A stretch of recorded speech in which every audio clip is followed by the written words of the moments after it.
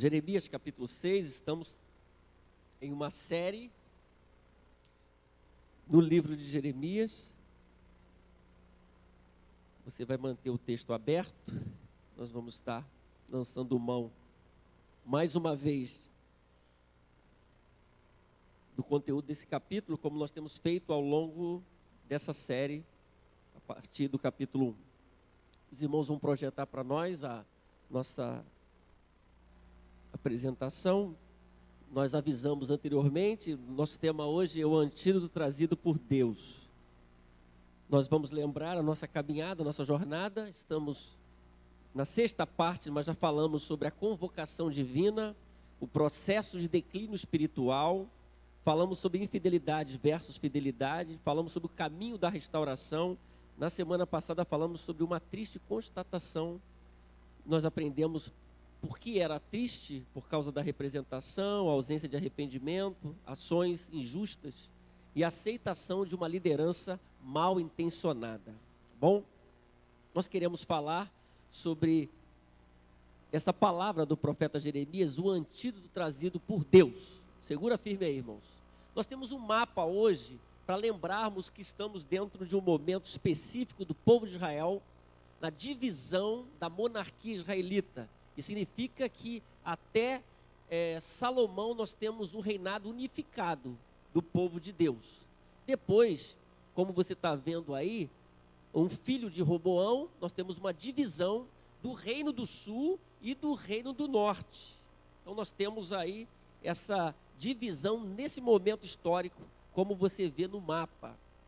O profeta Jeremias é profeta do reino do sul.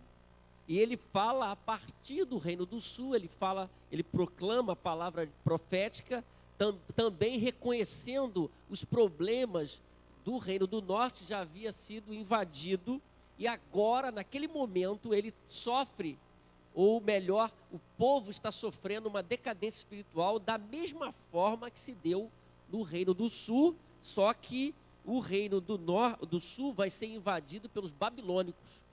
E o reino do norte foi pelos assírios. Deus estava tratando o seu povo, permitindo que isso acontecesse. O livro todo de Jeremias é a demonstração daquilo que Deus queria fazer e o que o comportamento do povo diante da palavra de Deus.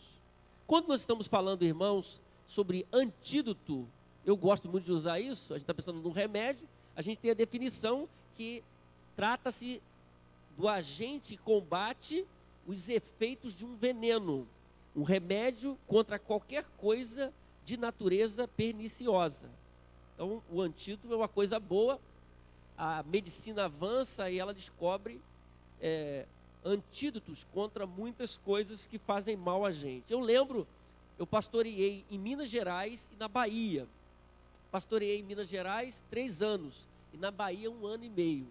Eu me lembro quando eu era pastor em Minas, que nós tínhamos uma comunidade afastada já, porque o local que eu pastoreava era perto da Bahia. Nós viajávamos de carro, menos de 2 horas, chegávamos numa comunidade, tínhamos uma congregação, porque ali nós tínhamos muitos fazendeiros que eram membros da igreja, que viajavam para a cidade para vir ao culto, mas tinha uma congregação lá. Uma vez por mês, eu, a Beth, o André, viajávamos para lá para dar assistência pastoral, ministrar a ceia.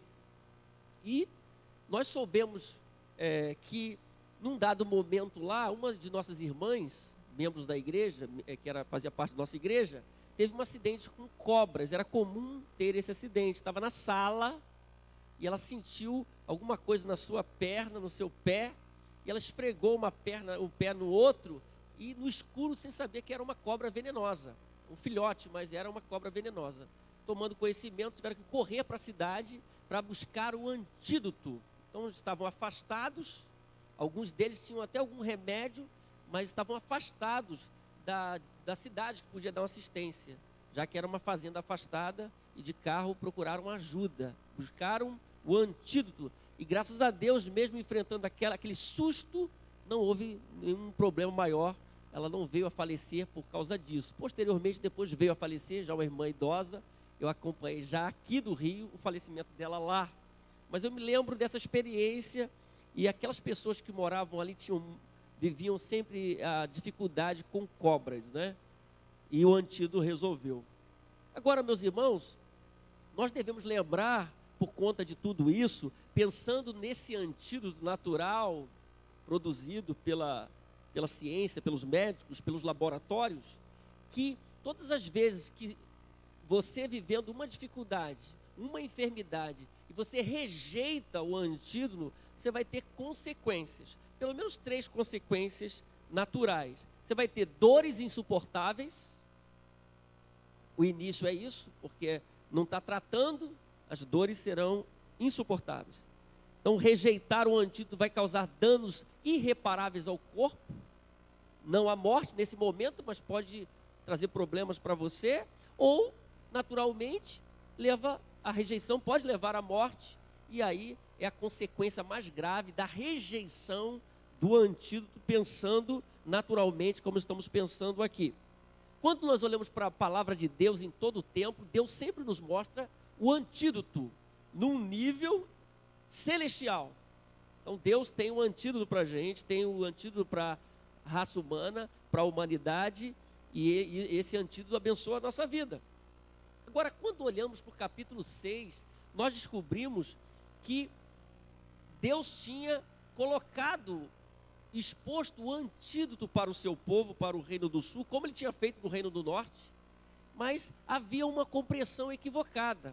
Então, a gente pode responder identificando introdutoriamente o que justificaria a prescrição do antídoto divino, isto é, Deus estava prescrevendo aquele antídoto para o seu povo. Isso se aplica a todos nós. Então, quando se justificaria e se justifica, então, a prescrição do antídoto divino? Primeiro, naquele momento, estava tendo uma falsa percepção diante do perigo iminente que o povo de Judá enfrentaria, diante do quadro que se apresentava. Capítulo 6, de 1 a 4, diz assim a palavra de Deus, você pode acompanhar ali, e em sua Bíblia, fuja para um lugar seguro, povo de Benjamim, representando esse grupo de Judá, fuja de Jerusalém, toque a trombeta em Tecoa, ponha um sinal em Bet-Haquerem, porque já se vê a desgraça que vem do norte, uma terrível destruição. Destruirei a cidade de Sião, você é como uma bela pastagem, para onde os pastores vêm com seus rebanhos, armam as suas tendas ao redor dela e apacentam, cada um no seu lugar. Preparem-se para enfrentá-la na batalha. Vamos, ataquemos ao meio-dia. Ai de nós! O dia declina e as sombras da tarde já se estendem.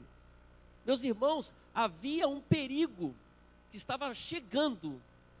Se manifestaria uma grande destruição e o povo de Jerusalém, o povo de Benjamim, não estava percebendo a gravidade da situação.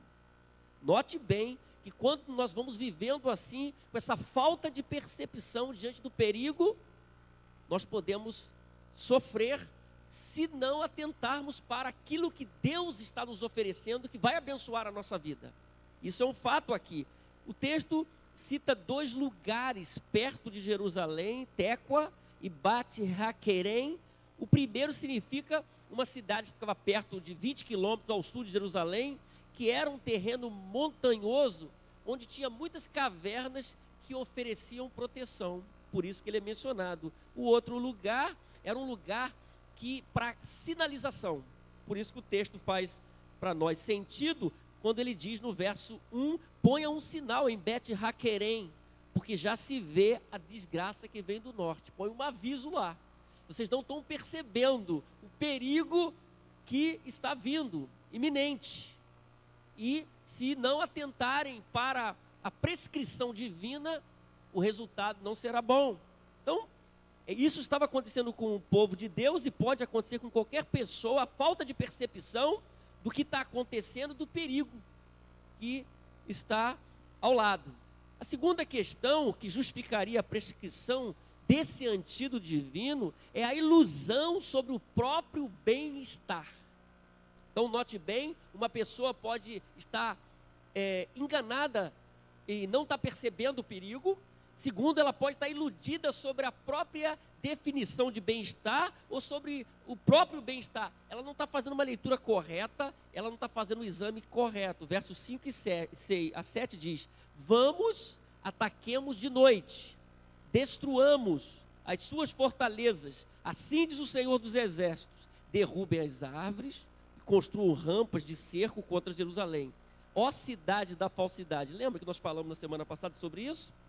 E Deus está falando aqui: ó cidade da falsidade. Ela está cheia de opressão. Assim como o poço produz água, que tristeza na linguagem profética, também ela produz a sua maldade. Como o poço tem ali a nascente de água, ela produz a sua maldade. Violência, destruição, é o que se ouve dentro dela. E mais, note bem, doenças e feridas estão sempre diante de mim. Doenças e feridas estão sempre diante de mim. Deus está usando o profeta Jeremias para mostrar que o povo estava, o que, irmãos? Enfermo. O povo estava doente.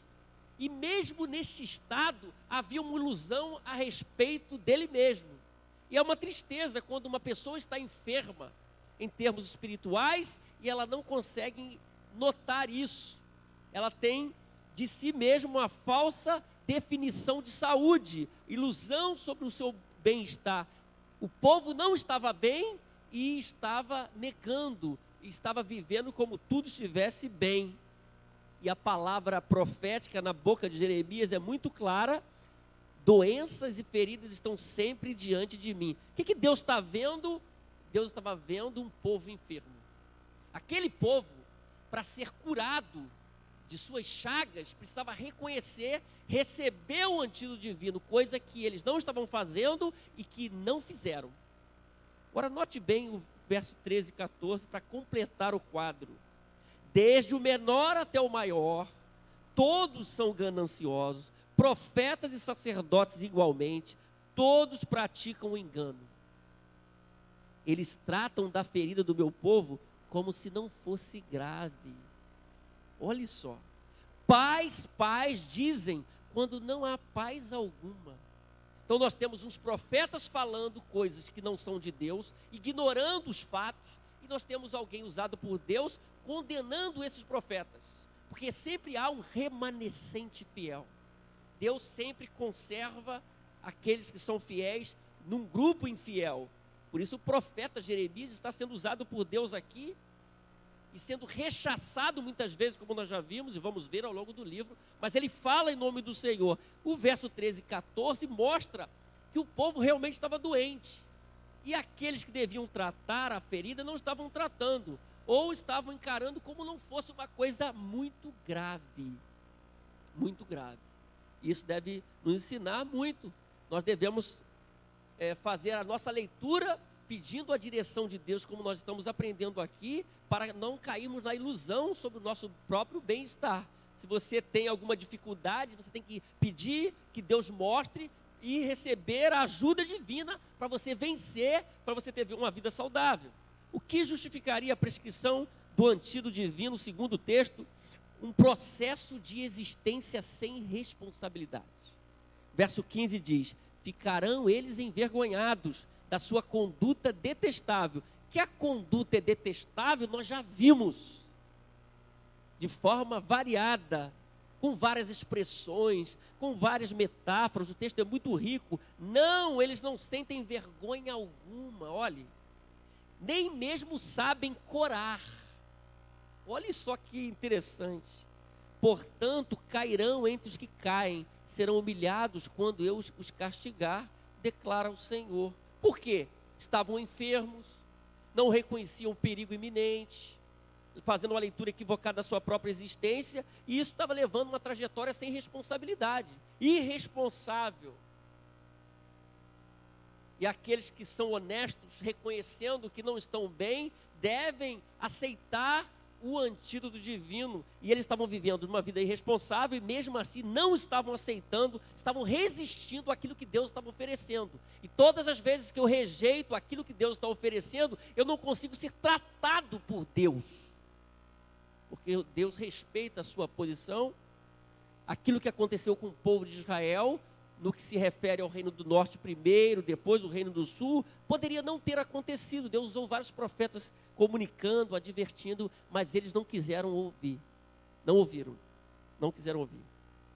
Uma quarta e última questão ainda aqui é, meus irmãos, o que justificaria esse antídoto divino? Uma visão equivocada sobre adoração.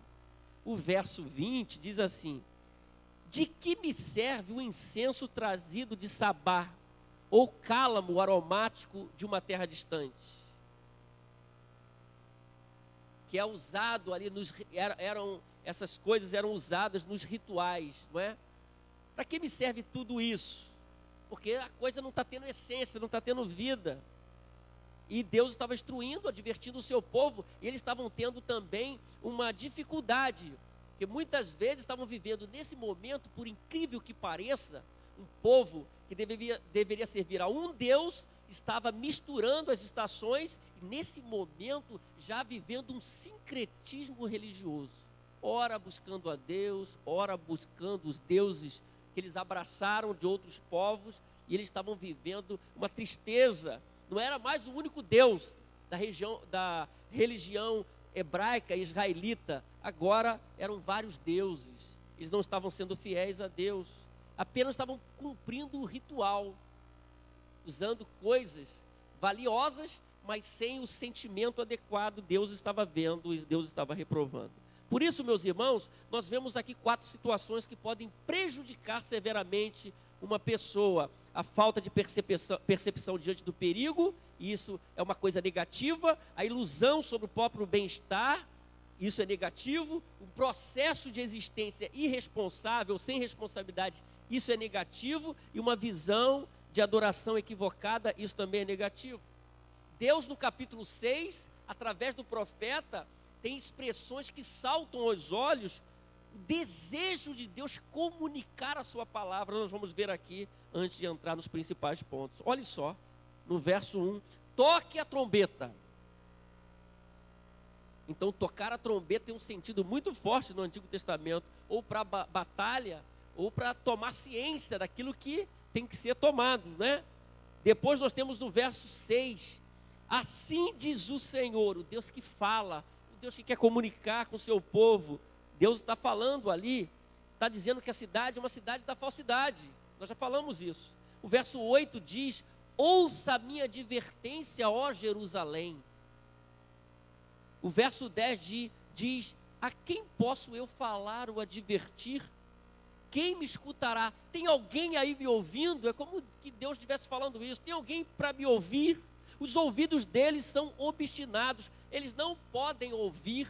Essa era a conclusão do próprio Deus na voz profética. Verso 16: assim diz o Senhor, ponham-se nas encruzilhadas e olhem, perguntem pelos caminhos antigos. Nós vamos ver isso daqui a pouco melhor. Verso 17: coloquei sentinelas entre vocês e disse, prestem atenção ao som da trombeta, mas vocês disseram, não daremos atenção. Sabe o que você falar com uma pessoa, no nível dos relacionamentos, sabendo que o que você fala é coisa boa e a pessoa não te ouve? Você fica um pouco triste, seja na relação familiar, seja na relação do discipulado, um a um, em nossas relações como servos de Deus, no conselho da palavra de Deus, ajudando pessoas. Aqui é um nível diferente. Deus fala ao seu povo, traz instruções, e o texto está dizendo, eles não estão dando atenção. O verso 19 diz: ouça, ó terra, vou trazer desgraça sobre este povo. É Deus que está falando.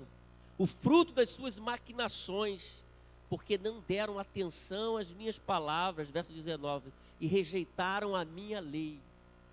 Então note bem, meus irmãos, o antídoto foi oferecido e eles recusaram.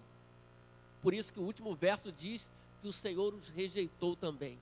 Há uma rejeição inicial do povo. Então nós já descobrimos que rejeitar a Deus não é uma coisa boa. Sobretudo, o remédio que Ele está oferecendo, isso pode trazer consequências desagradáveis. Agora, quais são as vantagens em aceitar o antídoto trazido por Deus, coisa que Deus queria para o seu povo?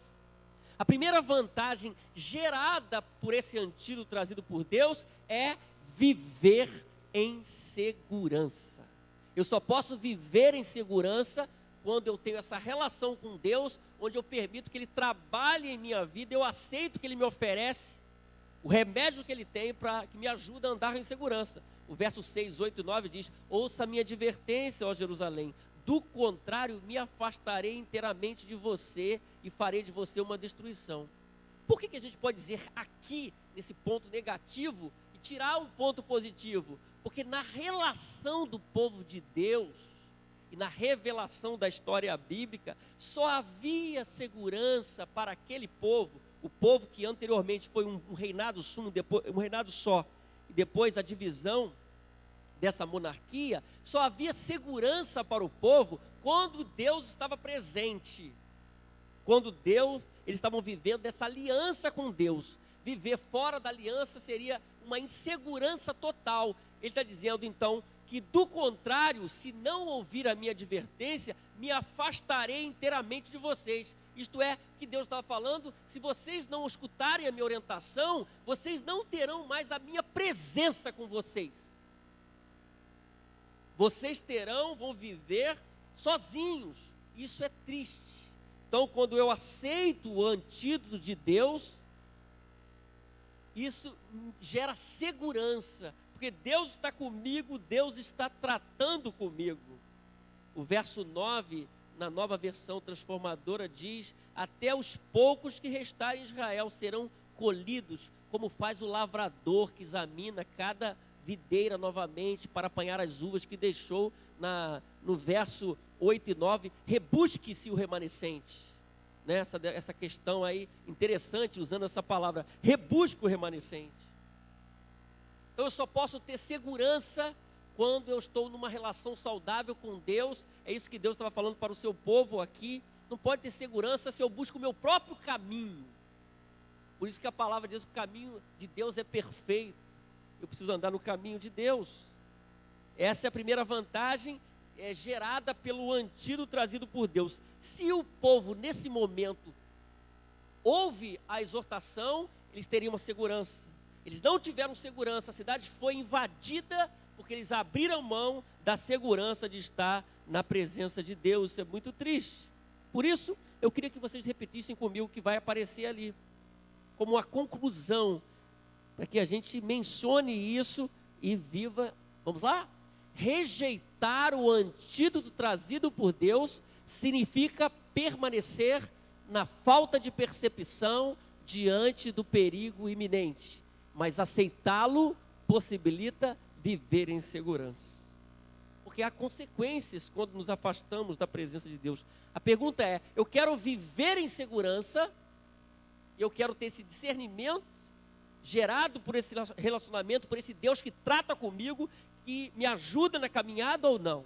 Então viver com segurança é a primeira vantagem gerada pelo antídoto trazido por Deus. A segunda vantagem, segundo o texto, gerada pelo antídoto trazido por Deus, é desenvolver uma relação prazerosa com a palavra revelada. Quando a gente vai vendo o texto, é coisa fantástica. O verso 10, olha só, está na Bíblia: a quem posso eu falar ou advertir? Porque na relação com Deus eu preciso ouvir a sua voz, aceitar o seu conselho. Diz Deus nesse momento da revelação: a quem posso eu falar ou advertir? Quem me escutará? Os ouvidos deles são obstinados, eles não podem ouvir. Mas veja a parte final do verso 10. A palavra do Senhor é para eles desprezível. Não encontram nela motivo de prazer. Olha que coisa fantástica. Porque quem ama a Deus e quem está diante de Deus tem que ter essa relação com a palavra dele. A relação é de prazer, de alegria, de vibração com a palavra de Deus. Às vezes as pessoas vibram com tanta coisa, falando hoje, e não vibram com a palavra de Deus. Naquele tempo estava acontecendo já. Muita coisa tirando a atenção do povo. E a palavra de Deus, eles não estavam mais encontrando prazer na palavra de Deus. E é muito triste quando, ao longo da caminhada, da nossa relação com Deus, a gente não encontra mais prazer na palavra de Deus. a gente encontra prazer em tantas coisas, alegria em tanta coisa, mas não mais na palavra de Deus. A segunda vantagem gerada é essa, quando aceitamos o antídoto trazido por Deus, que você muda essa situação, porque na relação do povo de Deus, isso era importante. A relação com a palavra revelada é a palavra profética nesse momento. Uma relação de alegria, atenção, porque é a palavra de Deus que trata, a palavra de Deus que cura. Eu tenho que ter uma relação com a palavra de Deus, profunda. Isso é importante. O verso 10, né? A palavra do Senhor é desprezível, eles não encontram mais motivo de prazer. A pergunta é, a palavra do Senhor para você é motivo de prazer ou é algo detestável hoje? Porque para eles era detestável. A palavra do Senhor é motivo de prazer para nós? Nós a amamos, nós queremos essa palavra, nós queremos que Deus trate a nossa vida através dessa palavra, ou é algo chato para nós? Eu não quero, eu estou rejeitando, é uma coisa detestável. Nós devemos pensar. Na realidade da Bíblia, é muito importante essa questão da palavra de Deus. Nós vamos ver dois exemplos aqui que se encaixam. Primeiro, do salmista. Primeiro, o exemplo com alguns textos. Olha o que o salmista diz, usando apenas o Salmo 119, que é uma expressão somente da palavra de Deus. O Salmo 119 é dividido em blocos de 8, e cada bloco de 8 tem uma palavrazinha hebraica. E vai começando e vai dividindo até o final. E aqui diz, o Salmo 119, 16, tenho prazer nos teus decretos, o salmista diz, não me esqueço da tua palavra. Ele diz, tenho prazer nos teus decretos. O 24 diz, sim, os teus testemunhos são o meu prazer, eles são os meus conselheiros. O verso 47 diz, tenho prazer nos teus mandamentos, eu os amo. Olha só, se a lei, 92, se a tua lei não fosse o meu prazer, o sofrimento já me teria destruído. Então, na mentalidade aqui, é uma mentalidade correta, eu diria positiva, de quem está vivendo uma vida saudável com Deus, ao dizer isso. Se a tua lei, se a tua palavra, porque o Salmo 119 usa lei, palavra, preceitos, em todos os versos. Se a tua lei não fosse o meu prazer, se eu não tivesse a tua palavra comigo, se eu não atentasse para ela, o sofrimento já me teria destruído. Mostrando que há sofrimento, mas quando a palavra está conosco, a gente caminha bem. E os últimos 70, teriam outros aí, o coração deles é insensível. Eu, porém, tenho prazer na tua lei. Você tem prazer na lei de Deus, na palavra de Deus revelada? Nós temos a palavra de Deus revelada já aqui. Toda a palavra de Deus. Então esse é o primeiro exemplo que ilustra o que eu declaro com meus lábios. Eu amo ou não amo essa palavra? Essa palavra faz sentido para mim ou não? Eu levo a sério a palavra de Deus ou não? Esse é um ponto que a igreja de hoje precisa responder. Do contrário, vai ficar só o movimento. É um movimento sem deslocamento. É muita plumas e paetês, mas sem resultados práticos, sem vida na vida, porque não há esse prazer diante da palavra de Deus. O segundo exemplo que eu trago é o livro de Neemias. Neemias retrata Esdras. Neemias é um momento que o povo tinha voltado do cativeiro babilônico. Então nós estamos aqui, a ordem cronológica não é essa, da composição do livro que você tem na sua Bíblia. Então Jeremias, que está lá na frente, retrata o momento pré-cativeiro babilônico, o livro de Jeremias. E o livro de Neemias mostra pós-cativeiro babilônico. Quando eles estão arrumando a casa, o templo, os muros, retomando toda a vida ali em Jerusalém, esse momento é ímpar, um momento muito interessante, como todo o livro de Neemias. Ele diz lá de 1 a 4 e 9, quando o povo estava celebrando a Deus, ouvindo a palavra de Deus. Todo o povo juntou-se como fosse um só homem na praça, em frente da porta das águas. Pediram ao escriba Esdras que trouxesse o livro da lei de Moisés, que o Senhor dera a Israel. É um momento de reconstrução, de voltar, tudo. Assim, no dia 1º do 10º mês, o sacerdote Esdras trouxe a lei diante da assembleia, e que era constituída de homens, mulheres e todos que podiam entender. Ele leu em voz alta, note bem, desde o raiar da manhã até o meio-dia, de frente para a praça, em frente das portas das águas, na presença dos homens, mulheres, de todos que podiam entender. Todo o povo ouvia com atenção a leitura do livro da lei. O escriba Esdras estava numa plataforma Era um púlpito, né? De madeira, construída para essa ocasião. Olha que momento festivo. Desde cedo até o meu dia, ouvindo a palavra do Senhor. Agora, o que mais me chama a atenção está aqui, no restante, o verso 9, diz assim: Então Neemias, o governador, Esdras, o sacerdote e escriba, e os levitas que estavam instruindo o povo, disseram a todos: Este dia é consagrado ao Senhor, Deus, nada de tristeza e de choro, pois todo o povo estava chorando enquanto ouvia as palavras da lei. Olha que bonito, meus irmãos. Eles estavam ali diante da palavra, e é um momento de reconstrução.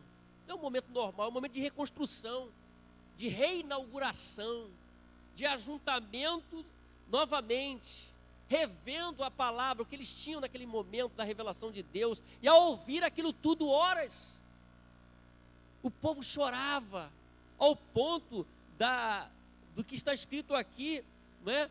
O sacerdote, os levitas estavam instruindo o povo e disseram a todos: Esse dia é consagrado ao Senhor, nada de tristeza e de choro. Por quê? Porque o povo estava chorando enquanto ouvia as palavras da lei. Isso é importante para mostrar o quanto mexe com a gente a palavra de Deus. Quanto mexe comigo. Quanto mexe com você a palavra de Deus. Meus irmãos, nós estamos estudando o livro de Jeremias, descobrindo coisas que talvez a gente não estava percebendo ao ler esse livro. Porque toda a Bíblia é uma coisa fantástica. É uma coisa profunda. E quando você gasta tempo, quando você pensa, você começa a descobrir coisas fantásticas. Porque a palavra de Deus é muito profunda. Então, a gente deve atentar que para desenvolver então essa relação prazerosa com a palavra de Deus, eu preciso verificar o que está roubando o tempo que poderia ser gasto com ela. Houve um tempo que as pessoas diziam que não tinha tempo. Vai acompanhar comigo aí. Houve um tempo que as pessoas diziam que não tem tempo. Hoje as pessoas continuam dizendo que não tem tempo e fazem coisas que estão roubando o seu tempo, coisas inúteis. Agora mesmo na era da internet, se você não se cuidar, você pode ficar aí horas no computador, horas no telefone e deixando de fazer uma coisa mais proveitosa. Simplesmente porque você acostumou, que você está viciado, já tem uns viciados em telefone, não é? É como se fosse uma droga. Como aquele que fica jogando, né? Passa a ser uma droga. Você não consegue ficar horas ali vendo aquele jogo, participando daquilo ali. Então tem coisas que vão roubando o seu tempo. Aí você não tem mais prazer na palavra de Deus, você não tem tempo para a palavra de Deus. Tem que identificar então o que pode estar roubando esse tempo que deveria ser gasto na presença de Deus. Segundo, você tem que desenvolver uma relação prazerosa com a palavra de Deus e gastar tempo com ela. Nós, quando temos um encontro com Deus, nós mudamos os nossos hábitos. Aí incorporamos novos hábitos que nós não tínhamos antes. Então, para que isso se torne uma realidade em minha vida, eu tenho que começar a ler a Bíblia.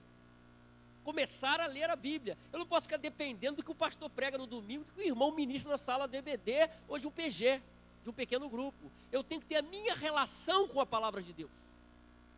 E conhecer a palavra de Deus. Ler a Bíblia toda. Conhecer a palavra de Deus. E ficar boquiaberto. Olha só.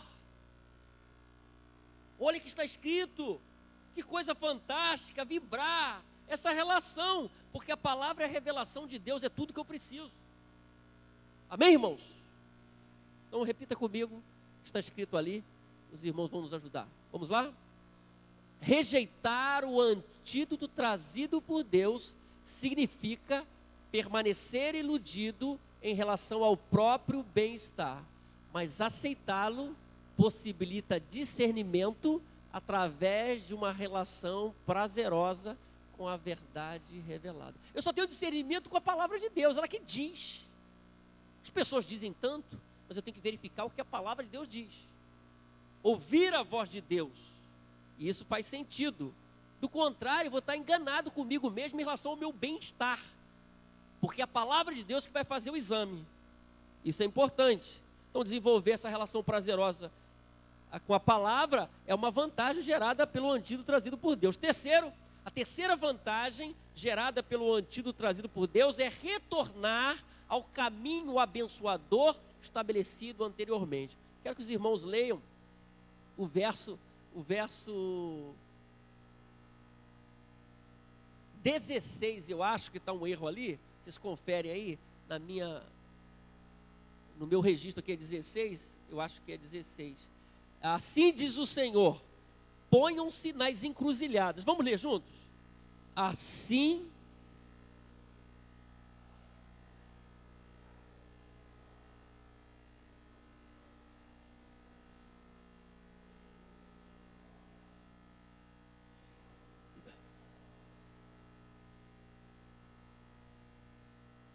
até aí só. Até aí. É verso 16 ali, está errado ali, você pode, depois os irmãos podem consertar, não sei se vai ser possível agora. O verso 16 então diz assim: ponham-se nas encruzilhadas e olhem, perguntem pelos caminhos antigos. É uma expressão interessante. Perguntem pelo bom caminho, sigam-no e acharão descanso. Então, quando eu aceito o remédio que Deus traz para a minha vida, isso é uma vantagem. Eu posso retornar ao caminho abençoador, não é caminho do engano, não é caminho que vai me prejudicar, mas um caminho abençoador, porque representa um padrão estabelecido anteriormente, que foi deixado de lado, e agora eu volto a esse padrão, esse caminho abençoador, que já tinha sido colocado por Deus anteriormente, que o povo já tinha vivido em outros momentos de fidelidade, e agora não estavam vivendo. Então, quando eu aceito o antídoto divino, eu posso retornar para esse caminho. A expressão aqui, caminhos antigos, é que Deus queria comunicar ao povo o que já havia acontecido no passado. A aliança com Deus, a lei de Deus, o relacionamento que já tiveram anteriormente, não estavam tendo agora, ele chama de caminhos antigos. Nesse caso, seria algo muito bom, não é? Não é um caminho velho, é um caminho antigo. Tem muita coisa antiga que é boa, e a expressão profética é caminho antigo nessa versão. Ou bom caminho, ele explica. Perguntem pelo bom caminho e sigam-no. Quer dizer, eu vou saber, tomar conhecimento, vou seguir. Eu vou encontrar descanso nesse caminho. Note bem como seria abençoador para o povo do sul, do reino do sul, se eles aceitassem aquele remédio que Deus estava trazendo, mas eles não aceitaram. Poderiam retornar para o bom caminho, era a proposta divina, mas eles não aceitaram.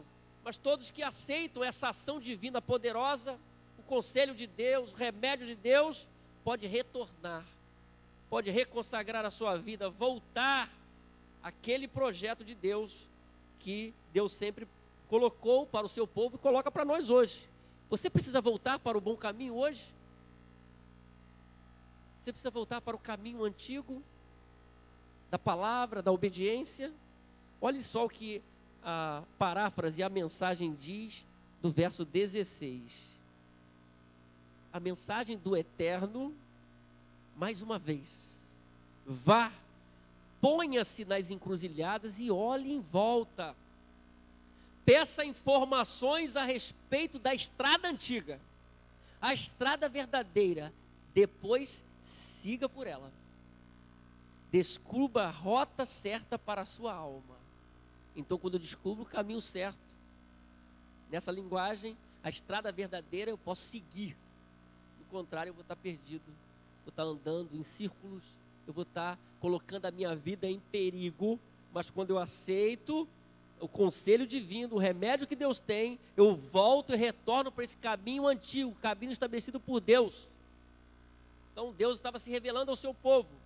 O caminho antigo, meus irmãos, é o caminho do quebrantamento, visto lá naquele contexto de Neemias, quando eles ouvem a palavra de Deus. O caminho antigo é o caminho da obediência. O caminho antigo é o caminho da presença de Deus, só a segurança na presença de Deus.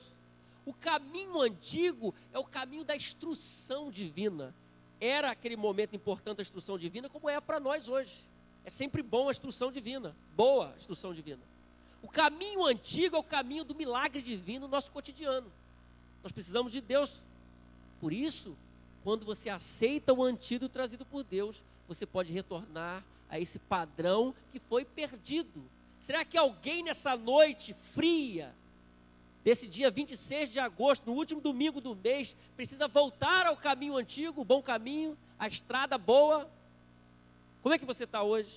Vamos recitar então o que está escrito lá? Vamos lá? Rejeitar o antídoto trazido por Deus significa permanecer em um processo de existência irresponsável, mas aceitá-lo possibilita regressar ao caminho abençoador estabelecido anteriormente. Há só um caminho abençoador. Jesus se coloca como caminho, como verdade, como vida. Só há um caminho. É o caminho de Deus. Por isso, meus irmãos, retornar a esse caminho abençoador que já tinha sido estabelecido é a terceira vantagem. A quarta vantagem e última, respondendo àquele quadro negativo também, é rever aquilo que representa verdadeira adoração. Agora nós vamos ler todo o texto, Jeremias 6:20. Olha aqui só. De que me serve o incenso trazido de Sabá, ou o cálamo aromático de uma terra distante? Os seus holocaustos não são aceitáveis, nem me agradam suas ofertas. Deus, que havia orientado o seu povo no passado sobre o culto, sobre toda aquela manifestação religiosa dentro da cultura hebraica, é o mesmo Deus que não estava aceitando. Como ele havia usado outros profetas para falar a mesma coisa, como Isaías, por exemplo.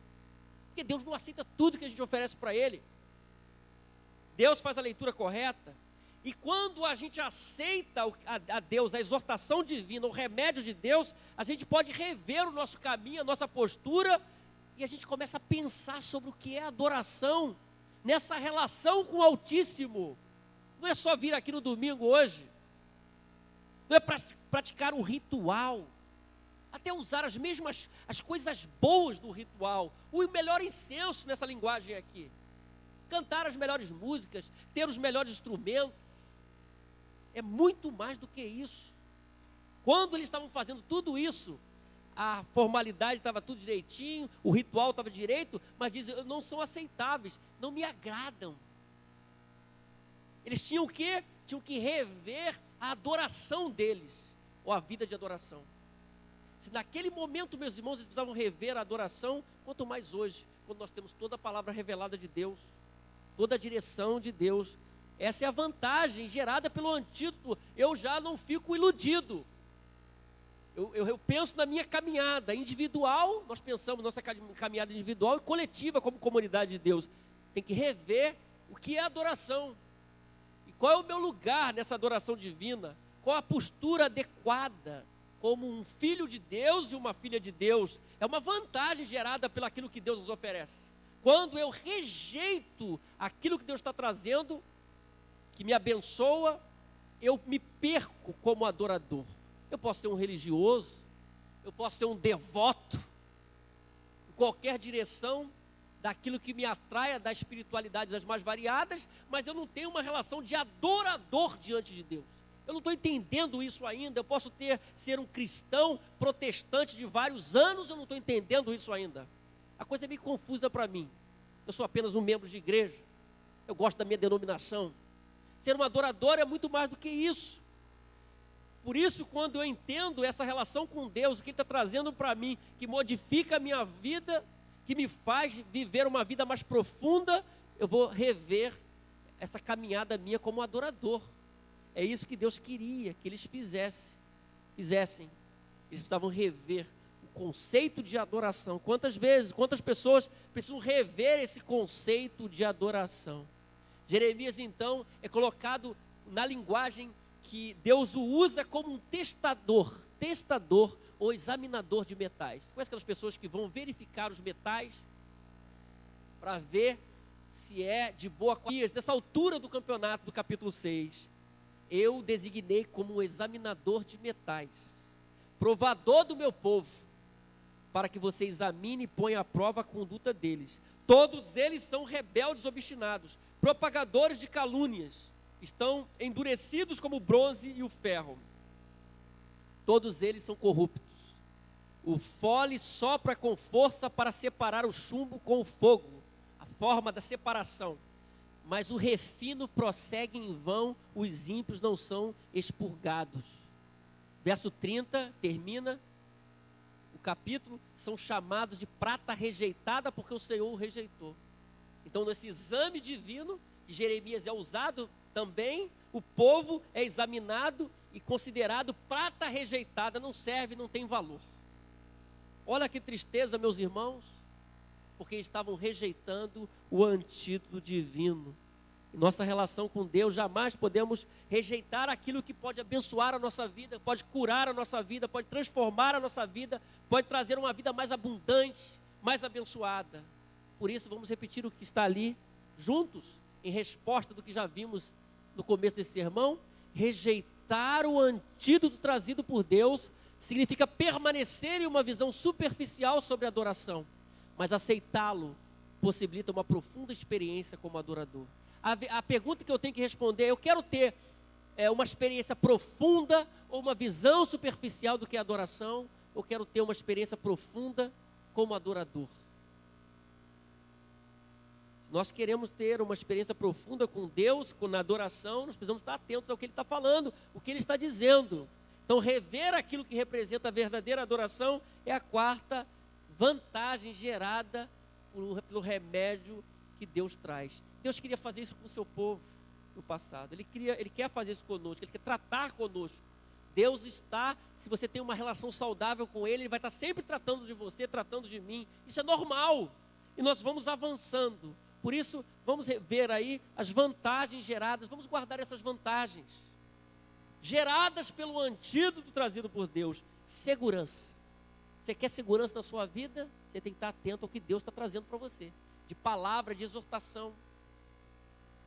Viver fora da palavra, fora do direcionamento divino, não é viver com segurança. Há muitas pessoas sofrendo hoje por isso. Você quer viver com segurança? Não a segurança humana, a segurança divina, nos termos divinos.